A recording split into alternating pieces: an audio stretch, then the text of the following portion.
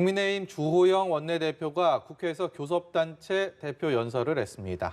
네, 앞서 더불어민주당 이낙연 대표가 발신한 협치 메시지에 어떤 답변을 내놓을지 관심이 쏠렸는데요. 국회로 가보겠습니다. 박현우 기자. 네, 국회입니다. 네. 네, 협치하자는 이낙연 대표의 메시지에 주 원내대표 어떤 답변을 내놓았습니까? 네, 국민의힘 주호영 원내대표는 앞선 민주당 이낙연 대표의 메시지에 화답을 하긴 했습니다. 주 원내대표는 이 대표가 언급한 국민과 여야가 윈윈윈하는 정치를 하자는 메시지와 당신이 있어 내가 있다는 말이 참으로 의미가 있다 이렇게 평가를 했습니다. 그러면서 말로만 끝나지 말고 진정한 협치를 하자면서 진정한 상생의 정치가 있기를 기대한다고 덧붙였는데요. 다만 주 원내대표는 이 같은 내용을 총 A4 15쪽 분량의 연설문 중 반쪽 분량으로 그것도 가장 마지막에 짧게 언급을 했습니다. 대신 연설 대부분을 정부와 여당에 대한 비판으로 채웠는데요. 주 원내대표는 의료계 파업에 대해 정부 여당이 사과해야 한다고 주장하면서 정부의 태양광, 부동산 정책과 재정 건전성 악화에 대해서도 날을 세웠습니다. 특히 추미애 법무부 장관과 관련해서는 중립성이 요구되는 법무장관 자리에 추 장관을 앉힌 것 자체가 대단히 잘못됐다고 목소리를 높였는데요.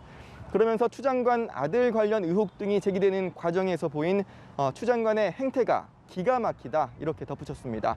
주 원내대표는 추 장관이 특임검사나 특별검사를 통한 수사를 자청하거나 아니면 스스로 자리에서 물러나야 한다고 강조했습니다.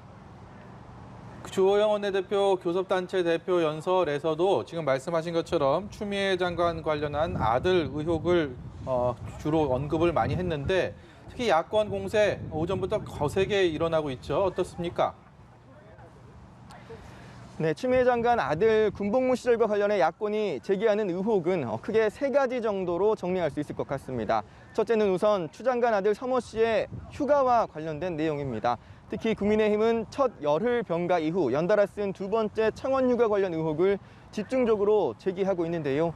청원 휴가를 쓰기 위해서는 수술과 처치 기간 등 조건이 충족돼야 하고 휴가 사용 전에 이 같은 내용에 대한 증빙이 이루어져야 하는데 수술과 처치 기간 또 휴가와의 전후 관계가 절차에 어긋났다는 게 국민의힘의 주장입니다.